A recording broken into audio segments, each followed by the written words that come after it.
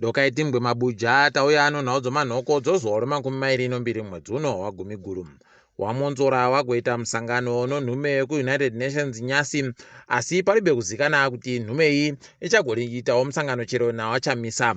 Ipapa wazhinji takatoringira kuti timgoti achange ari kuita sei kana wakaita musangano nawo wese, aiwa zvinenge zvakanaka, asi kana wakareka aiwa panobva panetsa kuti nyaya yacho inenge iri kumboita sei, nekuti wazhinji wari kugoziva kuti inovhiyiwa ba kana ichamisa asipo.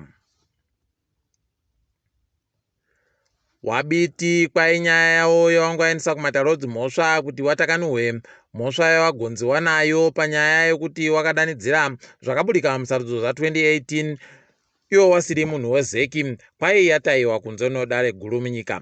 Kwai dare guru munyika ragoti Wabiti wagoseenzesa mazizwi mupengo aribe chaanoreketa panyaya iyi.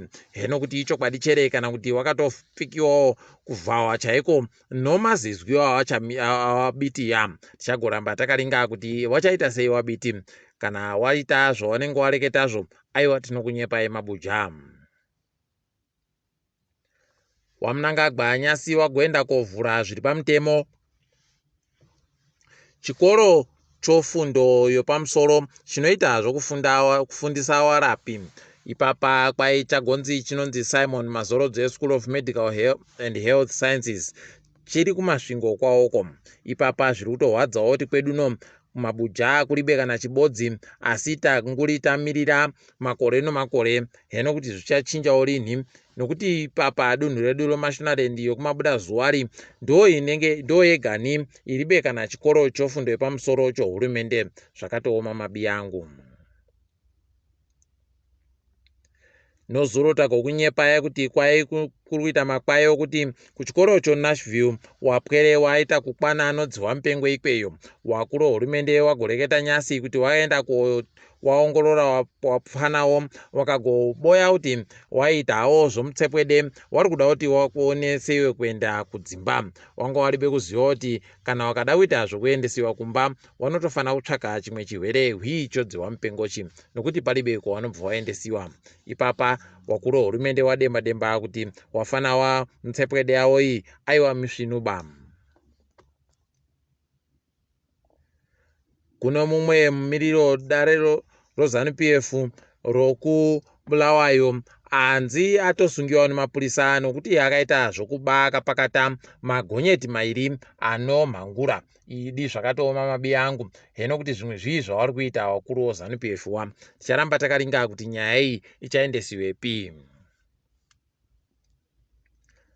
Wazhinji wagoseka apo tagoreketa kuti Marvelous Nakamba achadziyisiwa mwoto wombavha asi achizogochema mangwana. Ipapa kwai nhau yokutohwa nzvimbo dzokuhange dzipo China kuti waite zvokucherachera marasha ikweyo kwai yatomuhwadzawo nokuti ndiko kwaanobva. Kwai ipapa agoita kawerevere kuenda kuna Wamunangagwa achigonopfugama ikweyo kuchema kuti waite zvokureka kuti waChina warambe wachiita zvokucherachera marasha awari kuchera ikweyo. Heno kana zvikabudirira, asi tinondoziva kuti shamhu inochaya mubi yako newe inogona kundokuchayawo rimwe zuva. Idi zvatooma izvi.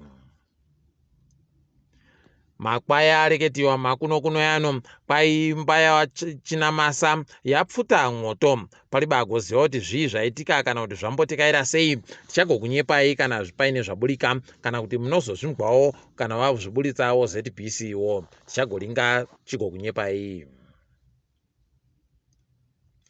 Wanoda zvokutekaira nokubhururuka nondege kwai papa kambani yoFast Jet yakutanda pokare kubva kubhururuka kubva muVictoria Falls kuenda kunzvimbo inochengetiwa mhuka yokuruga muSouth Africa. Izvi wari kuringira kuti zvinoita kuti basa rowanhu wanoda kutekaira kuenda kukuruga riite nyore. Idi zvakanaka izvi. Watambi onhabvu Cape United kwai papa waita kuyaura nonhamo, waita kutambisiwa tsotsa chaiko nokusaisiwa mari. Ipapa palibe agoziva kuti kusimba rokuti wagotambe wachariboyepi nokuti waribe kubhadhawa mari kunyange dzomwedzi wapfuura chaiwo. Heno mabi yangu kuti zvii zviri kumbotekaira ipapa. Ticharamba takaringa kuti zvinenge zvichienda kupi. Tiringe dziri kuitika pasi rese. muSouth Africa anonzi Rosemary Ndlovu kwai abatiwa nomhosva yokuponda hama dzache nowanhu waaidana nawo wagosvika watanhatu chaiwo. Idi zvakatoita kunyangarirwa chaiko. kuEswatini wana mukoti wapindawo pokare mukuratidzira wari kuti iwo wari kutsvomwa nokupfuhwa kwagoita wabuyawo. Zviri kutorwadza izvi mabi angu, asi tiri kuona zvikaramba zvakadai, aiwa zvinhu zvinogona kundochinja zvichiita zviri nani. Ticharamba hedu takaringa. Ipapawo mapato anopikisana nehurumende wagoenda wakaita musangano nonhume dzabva kuna Ramaphosa. Tichagomba kuti zvinenge zviri kutekaira sei pawanenge wapedzera napo. Mumwe kadzitape wokuzambia anonzi Faith Musonda kwai agobenhutsa mari inoita mamiliyoni mana omari yokuAmerica yakabatiwa iri mumba mache pakapera sarudzo pa.